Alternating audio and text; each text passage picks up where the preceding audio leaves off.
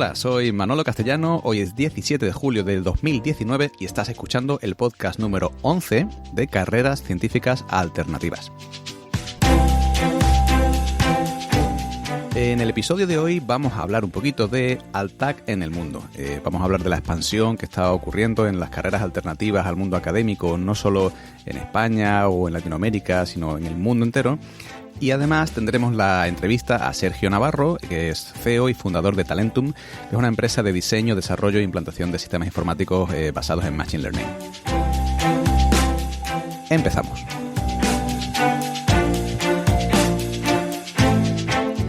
El tema de las ALTAC, ¿no? De las carreras alternativas al mundo académico, es un problema que no está asociado a un país o a tu pueblo, está asociado a toda la comunidad internacional. Surgió en Norteamérica, pero claramente el mismo problema se está poniendo de manifiesto en todo el mundo. Existen profesionales de la orientación laboral para científicos en diferentes países y todos destacan esta misma circunstancia, ¿no? ¿Cuál es el desajuste tan tremendo que existe entre la empleabilidad de los doctores fuera del mundo académico y realmente el mercado laboral que existe en ese país? Evidentemente la situación de cada país cambia mucho. No podemos hablar de igual manera de Canadá, de Suecia o de Argentina, pero el problema de base es el mismo.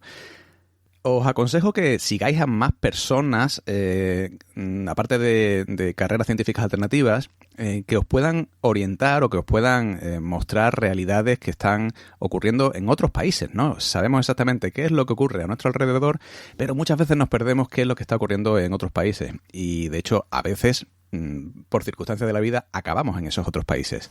Si estáis por Canadá, tenéis que seguir a Jennifer Polk y Maren Wood. Si estáis en Estados Unidos, a Isaiah Hankel. Si estáis en Reino Unido, Chris Humphrey. Si estáis en Suecia, a Tina Persson. Hay un montón de profesionales, todos ellos, bueno, muchos de ellos podéis verlo en la propia web de Carreras Científicas Alternativas, arriba a la derecha donde pone webs útiles. Tenéis los links de todas estas personas y así podréis ver las realidades en empleabilidad para científicos y para investigadores, no solo en vuestro país, sino en otros países. En todos estos países subyace siempre la misma pregunta. ¿Existe un mercado laboral para doctores, para PhDs? Hace un tiempo me preguntó un amigo consultor de selección, oye, tú que trabajas mucho con gente que está haciendo la tesis o que ha hecho un doctorado, para ti, ¿cuáles son las principales barreras que tiene la entrada al mercado laboral para estas personas? Y sinceramente mi respuesta fue, bueno, pues la principal barrera que tienen los doctores para entrar en el mercado laboral es precisamente la falta de un mercado laboral para ellos. Podremos estar más o menos de acuerdo con esto, pero la realidad es que si sigues a estas personas, a estos profesionales de la orientación o expertos en empleabilidad en diferentes países, estamos ante el mismo problema, con diferentes números, pero es el mismo problema. ¿Qué es lo que ocurre? Que, claro, uno siempre tiende a pensar que lo que pasa en otros países, pues en muchos casos es mucho mejor de lo que pasa en tu país. Concretamente en España tenemos bastante tendencia a eso. Y muchísimas personas van a directamente pensar que la realidad en países como Estados Unidos va a ser infinitamente mejor que la que pueda haber en España, en Chile o en Argentina. Y muchos no se acaban de creer que estamos hablando exactamente del mismo problema. Cuantificado de una manera diferente, pero la base es el mismo. Los doctores no tienen una salida directa por ser doctores. Otra cosa es que, bueno, pues por haber conseguido unas competencias técnicas, unas competencias transversales específicas durante el doctorado, te puedas comer el mundo después en cualquier mercado laboral. Pero a lo que me refiero con que no hay un mercado laboral para doctores es que hay muy pocos trabajos que necesiten un doctor para emplearse. Esta realidad que estamos viviendo desde hace ya años en España también está ocurriendo por las cosas que me cuentan en Latinoamérica. De hecho, uno de los países donde más se está poniendo de manifiesto todo esto es Chile, con asociaciones como ANIP, Más Ciencia para Chile, Ciencia 360, Ciencia al Congreso. Son movimientos, ¿no? o plataformas que están empezando a mover las cosas y a impulsar a estos científicos que no tienen cabida o que realmente no saben cómo acomodarse en el mundo académico, a buscar nuevos horizontes profesionales más allá del mundo académico. Lo importante es darse cuenta de que en realidad hay muy pocas tipologías de trabajos que requieren un PhD. A lo mejor, bueno, hay excepciones, como si te dedicas a política científica a nivel europeo o medical writer. Hay veces que favorece tener un PhD para un medical science liaison, pero realmente son muy, muy, muy pocas esos puestos que requieren un doctorado. Y de eso es importante darse cuenta durante el doctorado. Porque si empiezas a pensar o ver claro que tu futuro no está en el mundo académico, lo suyo es pensar también qué competencias técnicas concretas y también transversales estás desarrollando durante la tesis, porque esas son las que te van a abrir llaves en el mundo laboral después de la tesis. Pero igual ocurre si estás haciendo un máster o si estás pensando en hacer un máster. No por tener ese título vas a entrar directamente a trabajar en una empresa. Durante tus propios estudios de máster, ¿te has encargado de formarte en algo diferente de tus compañeros? O sea, ¿qué te va a distinguir de tus otros compañeros como un futuro candidato a una empresa? En fin, que el tema de la formación continua durante toda tu vida, incluso mientras estás estudiando un máster o mientras estás haciendo un doctorado, es absolutamente necesario. No solo entonces, sino después también, durante el resto de tu vida profesional, porque es la única manera de ayudarte a tener una empleabilidad alta en cualquier momento de tu vida. Mientras sí, mientras no, o sea, mientras te das cuenta de que puedes mejorar tu empleabilidad en cualquier momento, puedes seguir echándole la culpa a los demás, a los políticos de tu país, a la sociedad, etcétera. Pero eso, amigo, sirve muy, muy, muy poco. Bueno, sabéis que nos podéis encontrar en redes sociales, en Twitter, en LinkedIn, en Facebook, Telegram y en YouTube, simplemente buscando Carreras Científicas Alternativas. Y si sigues este podcast o ya nos sigues en redes y te gusta lo que hacemos, no te olvides de calificarnos con estrellitas o dándole a like o mandándonos un comentario, ¿no? Porque nos es de muchísima ayuda. También os invito a visitar la web de carrerascientificasalternativas.com, donde podréis encontrar los diferentes episodios del podcast, con las entrevistas, muchos artículos en el blog, y también webs de utilidad, en orientación de carrera para científicos y para investigadores. Y si lo que te interesa son los servicios de consultoría personalizada, o deseas recibir información sobre seminarios, talleres futuros, o simplemente quieres hacernos algún comentario, escríbenos por favor a info@carrerascientificasalternativas.com y te responderemos dándote mucha más información. Bueno, ¿quieres escuchar ahora un ejemplo de transición profesional desde el mundo académico? Hoy tenemos como invitado a Sergio Navarro. El doctor Navarro es CEO y fundador de Talentum, que es una empresa especializada en el diseño, el desarrollo y la implantación de sistemas informáticos basados en Machine Learning. Sergio nos va a contar no solo qué es lo que hacen en la empresa, sino sobre todo cómo fue su paso o su tránsito desde el mundo académico al mundo empresarial. Y además veréis que no tiene pelos en la lengua. Ahí vamos con la entrevista. Sergio, es un placer tenerte con nosotros. Hola, buenos días, Manuel, igualmente. Cuéntanos cómo fue tu inicio en la investigación. ¿Cuáles fueron tus primeros pasos en el mundo de la ciencia? Vale, pues yo un poco, aunque la voz parece que sea joven, yo ya tengo 50 años. Yo acabé la carrera de químicas en el año 92, y si ahora un poco los jóvenes piensan que esto es la crisis un poco desastre, imaginaron en el 92 realmente había una crisis igual que ahora. Uh-huh. Y bueno, acabé la carrera de químicas y viendo que no, pues lógicamente no había un puesto de trabajo, pues empecé a hacer la tesis en la universidad, me ofrecieron una beca FPI de la de entonces y me convertí durante unos cuantos años en precario de investigación, que un poco como nos llamamos entonces.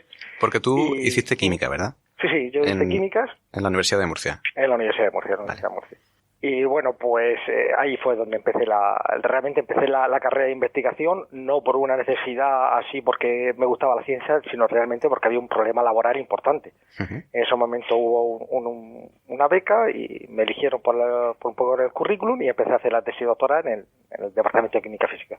¿Y cuál fue el tema de la tesis doctoral? Bueno, el tema de la tesis realmente fue modelos de predicción de dinámica browniana de moléculas. O sea, algo que aplicado a la industria no tiene absolutamente nada que ver. Es un poco lo que se llama la química teórica y química muy base. O sea, lo que yo hice durante los 3 años de la tesis doctoral no me ha servido absolutamente en mi vida profesional, lo que es la práctica, para nada. Me ha servido para muchas otras cosas, pero lo que es justamente la teoría que estudié, no. Con lo cual, fijaros si estaba lejos de lo que es la industria. Y ahora que dices que no te sirvió demasiado el tema concreto de la investigación, y te lo iba a preguntar después, pero ya que lo has sacado a colación, te lo pregunto ahora. ¿Qué tipo de cosas aprendiste durante la tesis doctoral que tú piensas que te han servido después para tu trabajo? Pues yo creo que lo más importante es la capacidad de abordar retos nuevos. Yo creo que un poco lo que dicen cuando dicen uno quiere ser doctor, ¿por qué quieres ser doctor? Yo creo que la idea de ser doctor es porque te capacita para poder hacer investigación, pero no solamente en lo que te estés haciendo, en cualquier ámbito de la vida. Yo empecé, cuando empecé la tesis doctoral, de lo que yo sabía hacer, no sabía nada y acabé una tesis. Y a lo largo de estos casi 20 años de experiencia laboral he empezado cosas que no tenía absolutamente ni idea, y lo único que me ha dado ha sido la capacidad de trabajar y de enfrentarme a retos nuevos. Un poco es un poco lo que nos prepara la tesis doctoral. ¿Y qué echas de menos de aquella época, ya un poco lejana? Te comento, yo un poco acabé la tesis y luego, pues, lógicamente, si no había puesto de trabajo para licenciados, para doctores ya, ni te cuento. Yo recuerdo perfectamente que fui a una entrevista de trabajo y me comentaron que eso de doctor, que era, si era un curso de verano. Y dije, mira, yo, aunque sea por dignidad, me levanto y me voy, ¿vale? Y luego, bueno, pues tuve una beca un poco de estos de las que no vamos fuera y luego volver, y ya cuando veía que bueno, tenía que empezar a trabajar, pues ya me dieron, o salió el ministerio del año 90, aproximadamente del año 97 o 98, sacaron la primera beca de la convocatoria de incorporación de doctores a empresas.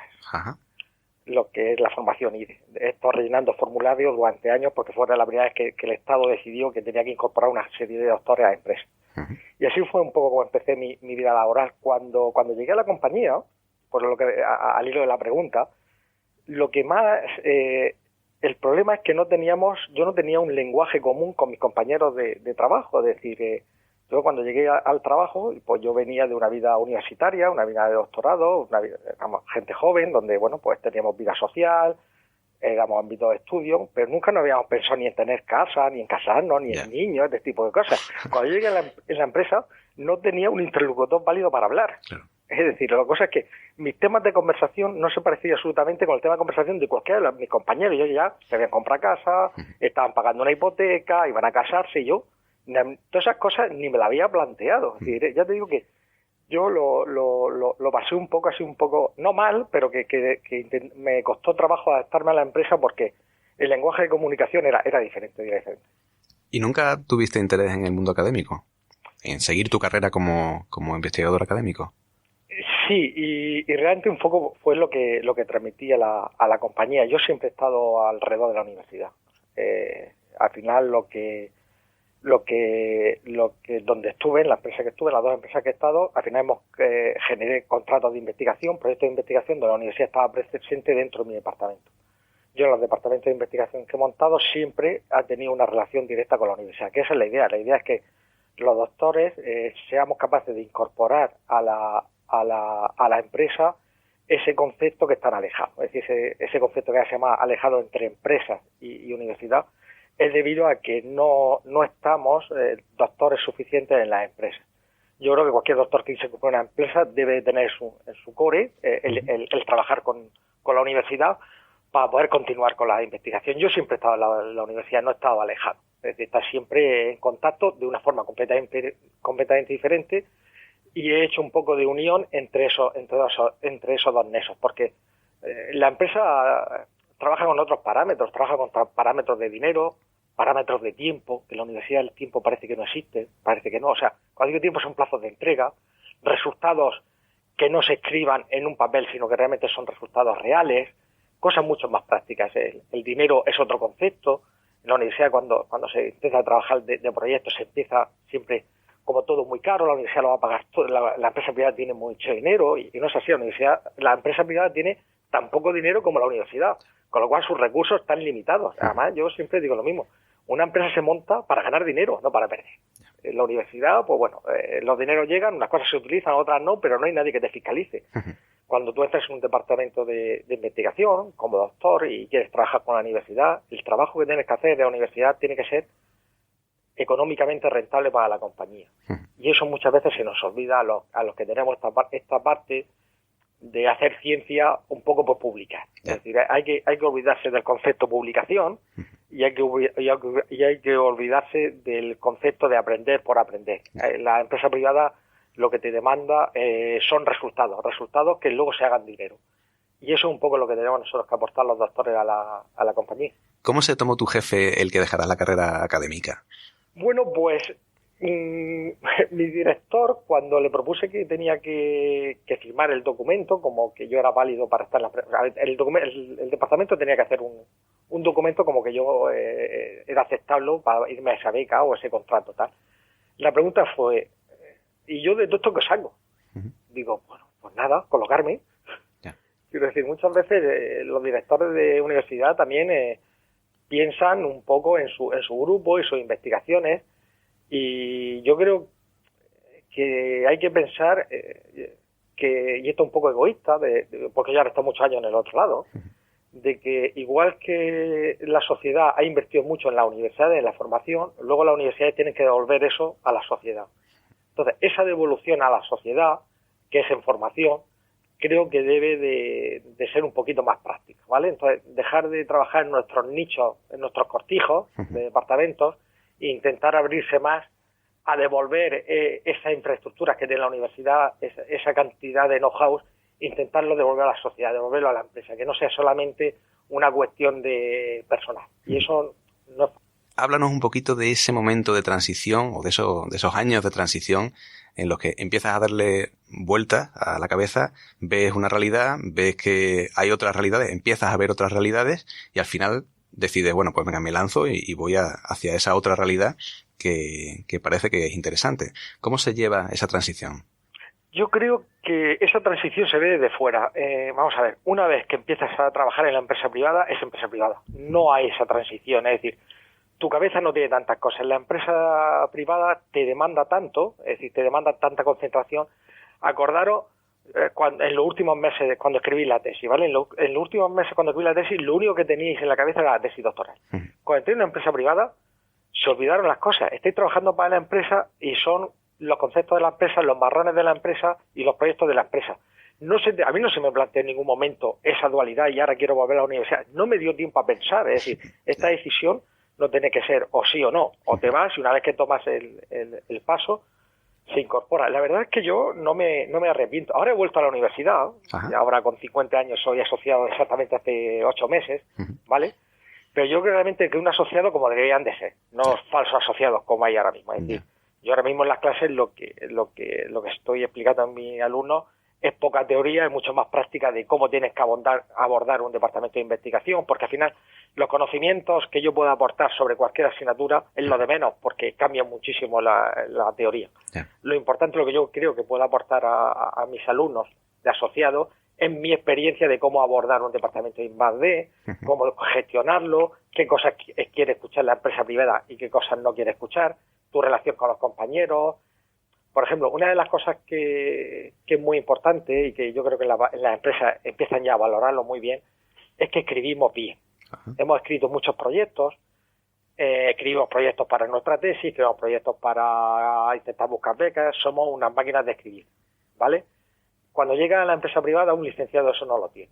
Con lo cual, los doctores empezamos a formar parte de ese core de la empresa de gestión de ayuda, gestión de la I+D, proyectos europeos. Tienes que pensar que también somos personas que teóricamente somos internacionales, hablamos inglés, estamos acostumbrados a viajar y ese, como digo yo, esa no vergüenza de hacer este tipo de cosas, porque va dentro de nosotros, pues en la empresa privada lo valora mucho. Es decir, que la empresa privada que venga un cliente de Estados Unidos y la única persona que hable inglés o que se lo pueda llevar a comer y tener una conversación relativamente fructífera sea el chico este que hay abajo que han contratado como actor, que no sabemos lo que es, pero ese sabe hablar inglés y lo puede sacar a cualquier sitio, o en un momento dado. Yo me acuerdo perfectamente que me pasé un año yendo y viniendo a Shanghái porque era el único que había salido. Y dice, hay que ir a Shanghái y hacer no sé qué. No puedo decirlo, no.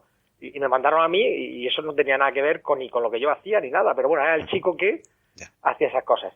Y al final, pues te conviertes en miembro de la dirección de la compañía. O sea, que vamos creciendo un poquito a poquito dentro de la compañía, porque las compañías tienen que crecer. Una compañía que no crezca está muerta. Y entonces, como las compañías crecen, debido a tus capacidades, pues vas creciendo con ellos y en 7 o 8 años pues, estás dentro del comité ejecutivo de la compañía, porque realmente has aportado ese core de valor que muchas veces la compañía no tiene. Sergio, en 1998, por lo que veo en tu currículum, ya pasas a ser director de I+D de ETA de Productos Cosméticos. En el 2013 fundas, junto con otros compañeros, y eres director científico, Artificial Intelligence Talentum. Has pasado por varias fases. ¿Qué es lo que vas consiguiendo? ¿Qué es lo que vas aprendiendo y dejando de hacer en esa transición? Correcto. Yo creo que mi trayectoria es un poco como muy, yo creo que es normal, ¿no? O sea, acabaste la tesis, haces lo máximo que puedes hacer, luego te incorporas a una empresa pequeñita, creces con la empresa, te conviertes en director científico, ¿de acuerdo?, de la compañía, y luego llega un momento a los 48 o 49 años que te planteas, bueno, pues ahora quiero hacer algo para mí. Uh-huh. O realmente estás un poco que quieres volver a volar. Los doctores somos personas inquietas, queremos siempre más, y llega un momento que en cualquier compañía llega un momento, no que te estancas científicamente, quieres hacer otras cosas, y yo creo que eso fue el momento de mi vida, un momento realmente que económicamente estaba bien, es decir, que aunque cuando los peores momentos de la crisis, pero personalmente me apetecía arrancar un proyecto nuevo, personalmente mío, ¿de acuerdo?, y hacer una empresa un poquito diferente, que es una empresa de modelo de inteligencia artificial.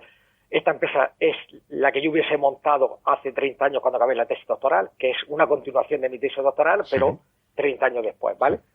Y bueno, fue la idea de montar lo que tenía que haber, no lo que tenía que haber hecho, sino lo hice en el momento adecuado. Yo esta empresa no la podía haber montado hace 20 años cuando acabé la tesis doctoral porque no tenía la experiencia de gestión y de visión de la vida que tengo hasta ahora mismo. Y luego otra cosa muy importante en la empresa, que son los contactos. Uno cuando pasan años va generando contactos, ¿de acuerdo? Además, tenéis que pasar que los doctores parece que en una tontería, muchos contactos porque tenemos muchos compañeros que estudian en otros sitios, hacemos relaciones internacionales y luego eso también se valora. Cuando tienes 50 años, pues tienes una libreta de direcciones increíble y ahí te apetece, pues, empezar a volar otra vez. En el mundo de la empresa hay empresas donde ya llevan tiempo haciendo I+D, han entendido cuál es el beneficio que pueden obtener gracias a hacer investigación, pero hay muchas realmente que no han llegado a ese punto. ¿Tú ves alguna diferencia en el tiempo? ¿Tú ves algún cambio en la actitud o en la comprensión de ese mensaje en las empresas españolas? Yo creo que poquito a poquito sí. Es decir, yo creo que si uno pretende acabar la tesis doctoral y que te contrate una gran empresa en el departamento de I+D, macho, lo llevas claro. Va a ser que no. Es decir, yo un poco, al hilo de eso, comentarte que ahora lo tenéis todo muy fácil. Es decir, hay muchísima comunicación, muchas redes sociales, muchas webs. Cuando yo acabé la carrera no teníamos nada. Teníamos un correo electrónico de la universidad porque en la PSV no había correo electrónico. Esto era todo mucho más difícil.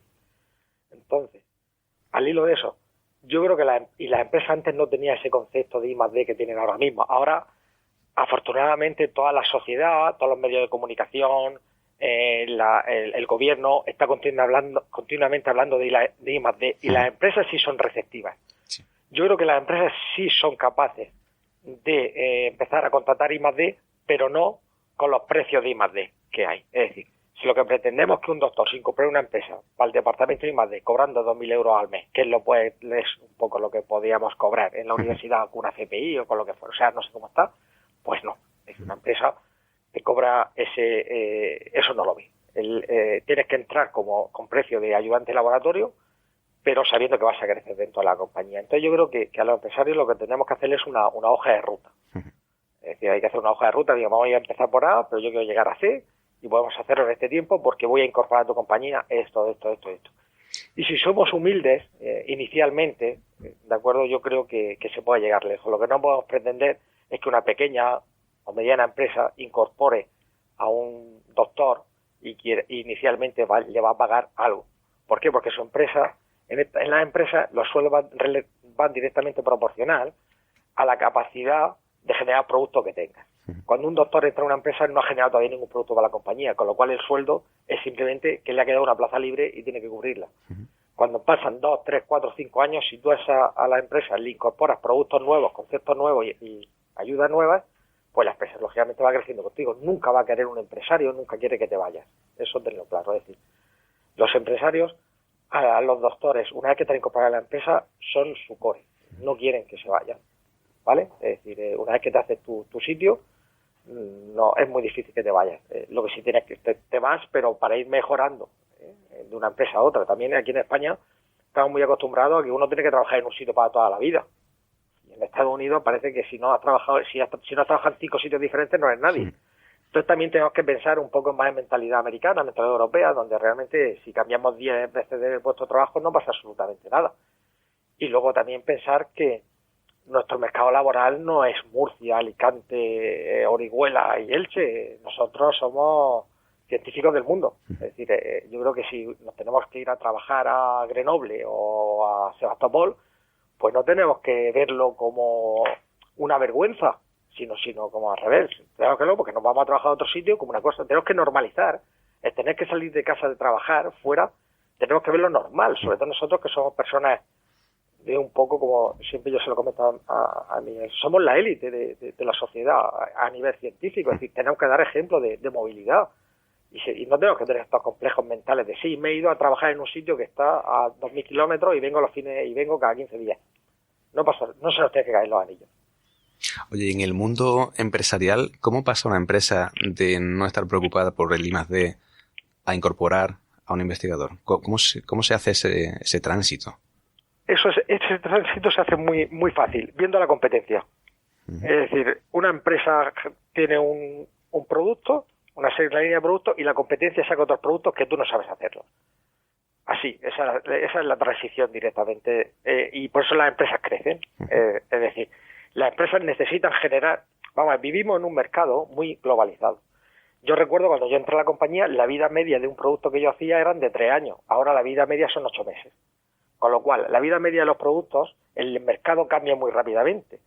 Con lo cual, las empresas tienen que generar productos rápidamente. A generar productos rápidamente necesitan tener un departamento de I+D. Y eso es así. Es decir, la propia sociedad, el propio mercado es que te está obligando al empresario a generar I+D dentro de la compañía. Y muchas veces lo que necesita es incorporar sangre nueva que te dé otra visión de mercado para generar conceptos nuevos, porque si no la competencia te come. Es el propio mercado el que va a demandar eso, no somos nosotros. Sergio, cuéntanos un poquito tu día a día. ¿Cuál es tu día a día en tu trabajo actual? Bueno, pues mi día a día la divido, como digo, en tres partes, ¿no? Uno es toda la parte de la gestión de la compañía como director general, que es la que menos me gusta.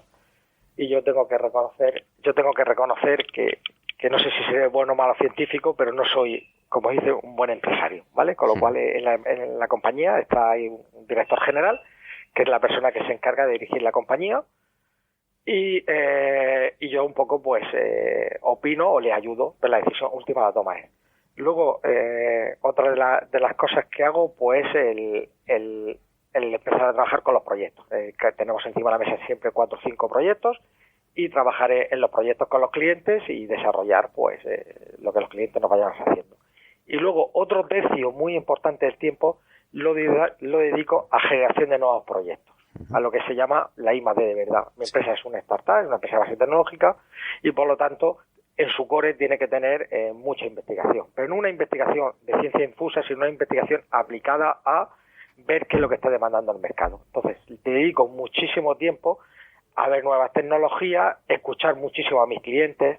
Cuando escuchas a tus clientes, sabes perfectamente qué necesidades son las que deben tener, simplemente por la experiencia que tengo, no es por otra cosa. Y le dedico mucho tiempo al desarrollo de nuevos conceptos aplicados, ¿vale? Tanto las personas que tengo a mi cargo como yo. Es decir, mi empresa es muy transversal, es decir, los científicos que tengo que trabajando, los 3 doctores que tengo en la compañía, porque sí tuve claro que lo que quería incorporar a la compañía eran doctores, y es lo que tengo. Y en la empresa tengo 3 doctores y 2 personas que están terminando la tesis doctoral. Ellos los trabajos los tengo en la misma. Ellos deben de, como digo yo, de palpar el mercado, de tensionar el mercado. O sea, un científico en una empresa privada no puede leer el mercado a base de artículos científicos. Tiene que tensionar el mercado leyendo revistas, escuchando al cliente. Y es muy importante escuchar al cliente y escuchar a los seres humanos, como digo yo, no solamente lo que hay. Nosotros estamos aquí en Murcia hay un anillo donde hay el tranvía, ¿de acuerdo? Y dentro del anillo donde está la universidad. Y nosotros, el CEI, donde yo estoy fuera del anillo, en un edificio que hay de especial base tecnológica.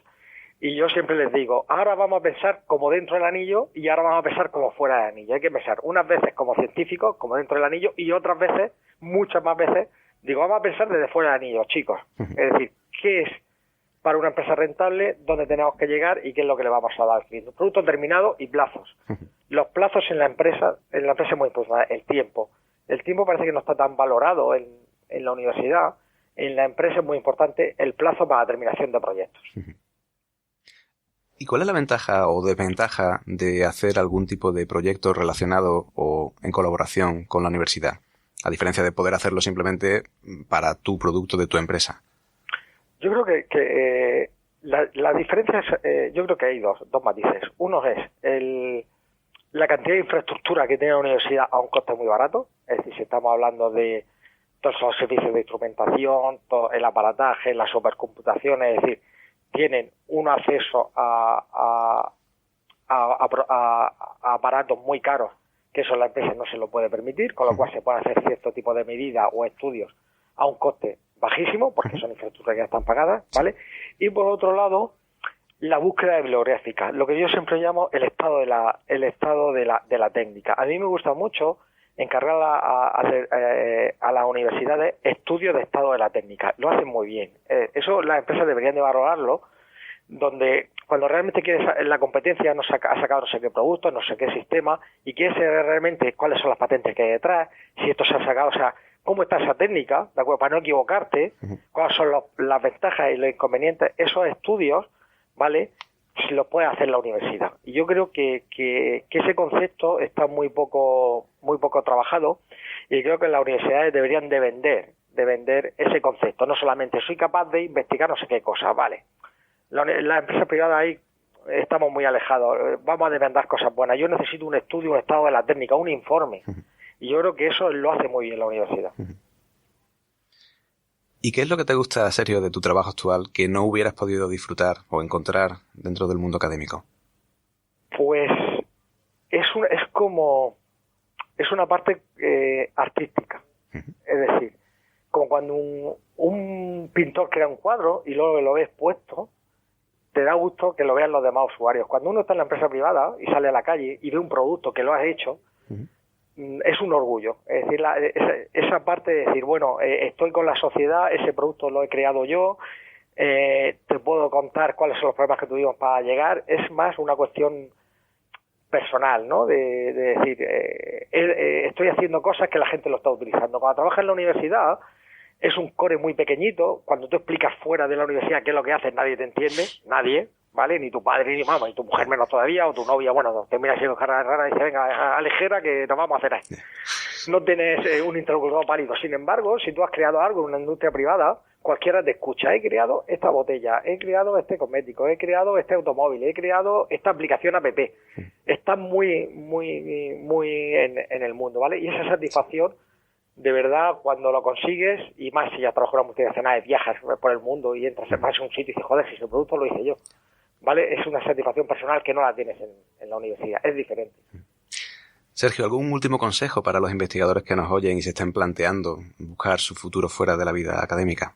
Pues mi consejo sería que no solo que cuando fuera a buscar trabajo no pensara en los laboratorios, sino que hay muchas más cosas que hacer como investigador, es decir, desde los departamentos internacionales, los departamentos de compras, los departamentos comerciales. O sea, hay departamentos comerciales que exigen que la persona que esté en el otro lado esté formada. Cuando tú te vas yo tenía los proveedores que venían a mí, muchos de ellos, sobre todo en Barcelona, eran doctores, porque yo necesitaba hablar de un tema técnico y necesitaba, cuando hablaba de cualquier concepto, necesitaba que hubiera una persona formada, ¿vale? Con lo cual, no pensemos que nosotros muchas veces doctora para trabajar en un departamento de investigación de MER, farmaquímica, o para trabajar en el departamento. No, es decir, yo tengo un compañero, doctor, que está trabajando en MER, pero es el jefe de comerciales de toda Europa y está ganando una fortuna viviendo en París y es doctor. Es decir, no pensemos que nuestra formación va a los laboratorios, busquemos otros trabajos que van de acuerdo a nuestras competencias, a nuestras capacidades, que es un poco lo que he comentado al principio de la charla. Muy bien. Pues doctor Sergio Navarro, muchísimas gracias por haber participado en el programa. Muchísimas gracias a vosotros y un gran abrazo y suerte para todos. Espero que os haya gustado el episodio de hoy. No os olvidéis de que nos podéis encontrar en redes sociales, en Twitter, LinkedIn, Facebook, Telegram, YouTube, simplemente buscando Carreras Científicas Alternativas. Y si sigues este podcast o ya nos sigues en redes y te gusta lo que hacemos, no te olvides de calificarnos con estrellas o dándole a like o mandándonos un comentario que nos es de mucha ayuda. También os invito a visitar la web de carrerascientificasalternativas.com, donde podréis encontrar los diferentes episodios del podcast con sus entrevistas, muchos artículos en el blog y webs de utilidad en orientación de carrera para científicos e investigadores.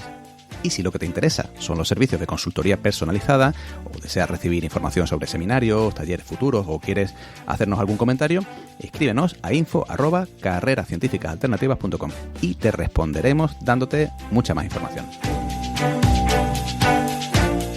Mil gracias por estar ahí, mil gracias por apoyarnos y mil gracias por darle fuerza a este movimiento de investigadores y científicos interesados en carreras científicas alternativas. ¿Y alternativas a qué? Te preguntarás. Bueno, pues alternativas al mundo académico y también y sobre todo a cualquier trabajo, profesión o carrera en la que ya hayas pensado. Has escuchado Carreras Científicas Alternativas, un programa presentado por Manolo Castellano y dirigido a científicos e investigadores interesados en nuevas opciones profesionales.